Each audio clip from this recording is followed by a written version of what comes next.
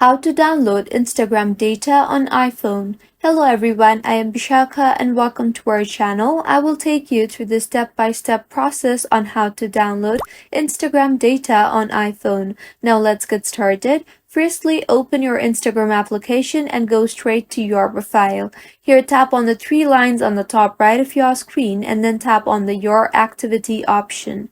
Now scroll down to the bottom and you will see the option for download your information under information you shared with Instagram.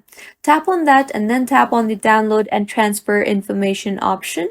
You will now see the option for how much information do you want. Since we want to download all the Instagram data, so tap on the all available information option and then select what you want to do with your information. You can select to download to device or transfer to Google Drive. I will select download to device. Now go ahead and tap on date range and select the date range of the information you want to download.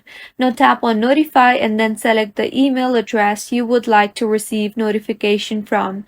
Go back and now tap on format and select the format of your choice.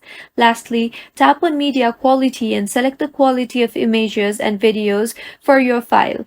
Now tap on Create Files. With this, your request has been submitted.